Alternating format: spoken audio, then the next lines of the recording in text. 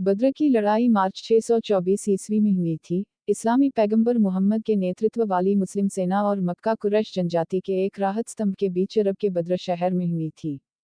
बाद वाले मूल रूप से अपने घर जाने वाले व्यापार कारों की रक्षा के लिए निकले थे, जिस पर मुहम्मद छापा मारने वाले थे।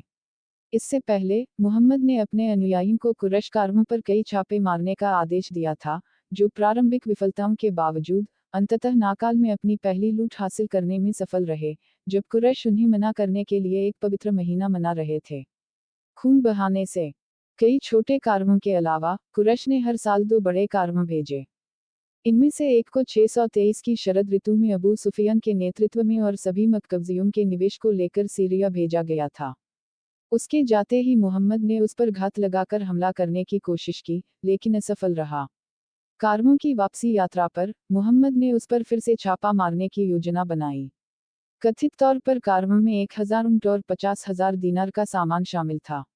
आका में अबू सुफियान को मुहम्मद के इरादे का पता चल गया और उसने मदद के लिए मक्का में एक दूत भेजा। अबू जहल के नेतृत्व में एक राहत स्तंभ, जिसके बारे में कहा जाता है कि वह 1000 लोगों का था, कारवों की सुरक्षा के लिए निकल पड़ा। मुहम्मद के संभावित हमले के डर से अबू सुफियान ने बद्र के जुर्फ क्षेत्र के पास पहुंचकर तोड़ ली। जब उन्हें पता चला कि 2 मुस्लिम स्काउट्स अभी शहर का दौरा करके चले गए हैं, तो उन्होंने तुरंत अपने कारवों को पश्चिम की ओर तटीय सड़क की ओर मोड़ दिया। चला कि 2 मुस्लिम स्काउट्स अभी शहर का दौरा करके चले गए हैं, तो उन्होंने तुरंत अपने कारवों को पश्चिम की ओर तटीय सड़क की ओर मोड़ दिया, भले ही इससे उन्हें ताजे पानी तक पहुंच से वंचित होना पड़ता। एक बार सुरक्षित दूरी पर उन्होंने राहत स्तंभ को अद्यतन करने के लिए एक और दूत भेजा। कारवों के सुरक्षित भागने की जानकारी मिलने पर स्तंभ, जो पहले से ही बद्र से लगभग 3 मील दूर था, को विभाजन का सामना करना पड़ा। कुछ, जिनके करीबी रिश्तेदार मुसलमानों में से थे, ने अनुमानित 600 से 700 पुरुषों को पीछे छोड़कर घर लौटने का फैसला किया। जब मुहम्मद को उनके जलवाहकों से स्तंभ की उपस्थिति के बारे में पता चला, तो उन्होंने हुब्बा इब्न मुहायया की सलाह का पालन किया और तुरंत अपने अनुयायियों को रेत और पत्थरों से कुएं को सील करने का आदेश दिया, केवल छोड़कर एक उसके और मुसलमानों के लिए। इस प्रकार शेष कुरैश को पानी के लिए लड़ने के लिए मजबूर होना पड़ा। लड़ाई दोनों पक्षों के कंटीनेंट के बीच जंग से शुरू हुई और जंगली हाथापाई में बदल गई।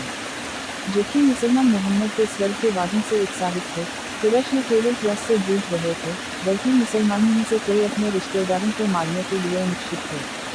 उन्होंने मान लिया था कि केवल बल का प्रदर्शन मुसलमानों को डराने के लिए पर्याप्त होगा, और उनसे इस तरह की योजना की